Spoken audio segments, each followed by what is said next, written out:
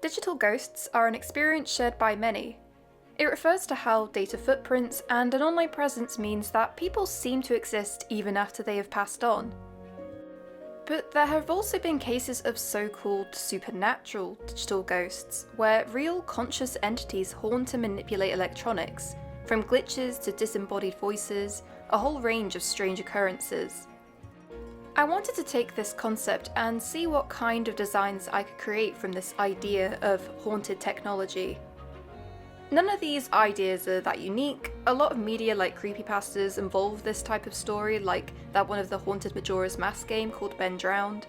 It's also a popular theme in TV shows and video games, where ghosts are often utilising technology to communicate. I mostly just want to see if I can design anything interesting which I can save for my own creative vault for later on. Let's begin with my first idea. Computer scientists and engineers have finally crafted a device that supposedly can capture and communicate with ghosts, titled Project Link, as it claims to link the living to the dead. It works similar to those spirit boxes that are used by paranormal investigators, except that instead of only catching one or two words and places, this device allows the user to conduct full conversations with whichever ghost inhabits the device. It's like casting a net in a wide area where there is ghost activity, and Link will pull in any energy clusters it senses. It's as if Link gives them a mechanical body to anchor to, allowing the ghost to more clearly communicate with the living. Of course, this was met with massive skepticism from many experts within the field, some even accusing these scientists of simply programming an AI to simulate these so-called ghosts. But that doesn't explain how these spirits have been credited with providing information that has solved past mysteries, pointing out locations and items which, when examined with forensics, have helped solve a number of cold cases that no person living could have possibly known the answer to. While a vast majority don't recognise Link as an instrument of true science, others have had quite the opposite reaction. Believing full well that this device is a true link with other planes of existence, several specialists have called for the scientists to immediately deactivate Link, as this connection could let in dangerous entities that could hijack the device. It's also been observed that several ghosts appear rather distressed and confused in their communication, whilst others appear disturbingly delighted by this newfound device.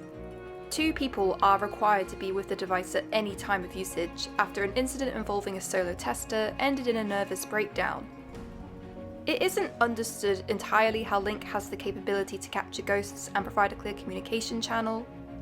No computer or device on Earth has the processing capability to achieve this, not to mention the whole concept of ghosts isn't fully proven by science.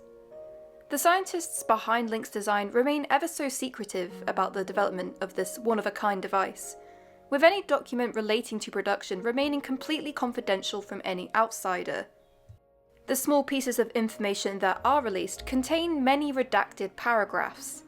The scientists say this is to prevent another company from copying the design, but there's a few who don't entirely believe this, and wonder if there was any criminality involved in the creation of Link. My second idea is taking huge inspiration from the Ben Drowned creepypasta and from the SCP video games. I love the idea of a haunted copy of a video game. It's almost spookier when all the other copies of the game are fine, but there's just that one that is acting different. So that's the foundation for my next set of designs.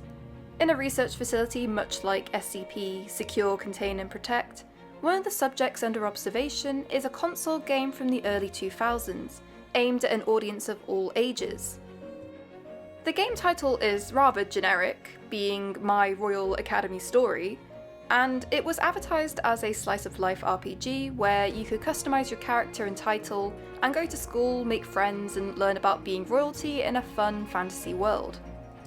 The game was revolutionary for the time, an instant hit and sold record amounts of copies. All the game's characters were loved, many sharing tips on increasing friendship points and the best romance options. But a story started circulating online many years later about a glitched version of the game. An anonymous individual claimed to have a unique copy which featured a completely different set of NPCs and dialogue options, and the family-friendly tone of the game was slowly replaced by darker, more graphic content as it progressed.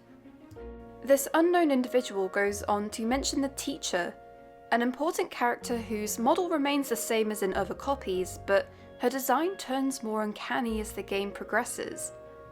This teacher gives you strange tasks to complete, asks disturbing questions, and will follow you around in places.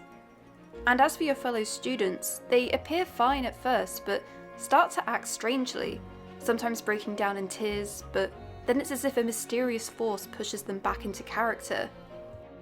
The anonymous individual ends the story by saying they stopped playing the game when one of the in-game students showed them a painting, and it was of them. Not their avatar, but the actual person playing the game. They stated they would be selling the game copy online, and proceeded to receive a massive amount of bids and offers from people all around the world, desperate to get their hands on this legendary copy. This is surprising, as even with screenshots of the game added alongside the story, it wasn't really enough evidence to prove this wasn't just a hoax. But before the copy could be sold, a horde of dark fans surrounded the property of the individual, and the game copy was seized and taken away, as well as the player, to a secure location. There had recently been a discovered link between cases of people passing on with no cause, starting all the way back to the early 2000s, which was that they all played My Royal Academy Story. This isn't strange on its own, the game is a cult classic played by many, but interviews with families of these missing people stated how in the weeks leading up to their passings, the victims spoke about a weird glitched game they were playing. All the victims were then found to be unresponsive in their homes, all of which had just completed this game. Of course, this pattern wasn't noticed as each case took place over numerous years and all around the world, but the pattern became more apparent by specialists in this research facility. They had their suspicions, but no way to locate the game copy, until it went viral online and they traced the online address. Analysis of the game has confirmed their suspicions. NPCs within this version of the game eerily match the description of all the victims. However, the teacher seems to be an independent entity, not following the pre-designed code, and that she is the one trapping the souls within the game. Tests are being run on the individual who stopped halfway through, and they tell the researchers how they feel a pull towards the game, even getting nightmares about the teacher trying to find them. More specialists in this field have been called in and will be attempting to establish communication with the NPCs in order to unravel the mystery of this game copy.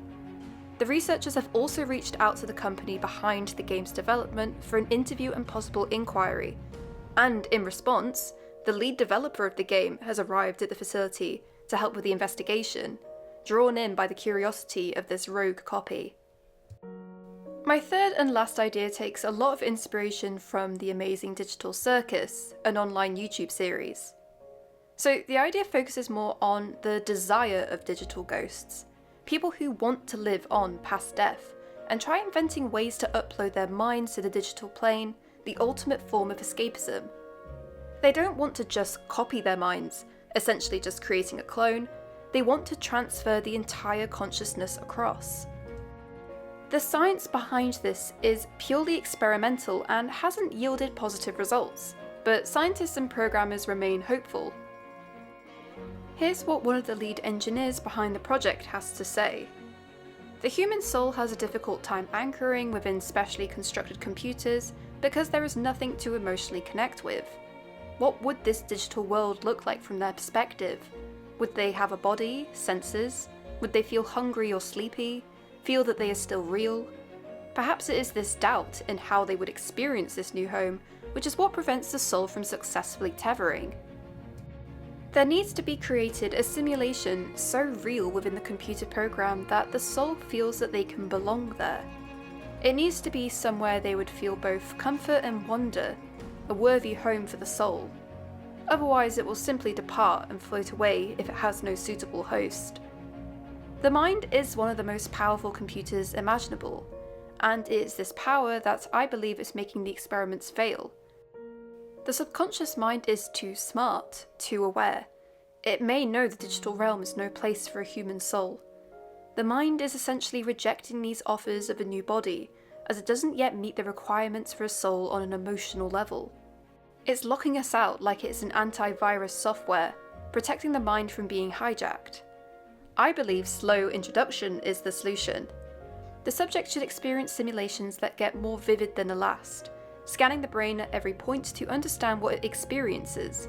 Persuade the subject to believe the digital world is the real world, their one and only home. Flip reality on its head, confuse the mind, break down those barriers it builds to protect the soul, and then extract. I think a guide is required, a voice for the subjects to connect with, someone who can help move their minds over to the digital simulations, slowly but surely. An artificial intelligence could be constructed, one who can accurately mimic human emotion and thinking patterns, and can monitor the subjects in a new environment. They can prevent glitches from leaking through, preventing the subject from realizing the true nature of their environment, which could cause detachment. So those are my 3 ideas. The concept of a digital afterlife isn't new and has been explored many times in media. It's widely debated if this is even possible, and it blurs the lines between sci-fi and supernatural. I find it to be an extremely fascinating topic, and there's definitely a huge debate on if technology and the afterlife can be linked together. Let me know what you think, and if there's any media out there that you feel explores the topics in an interesting way.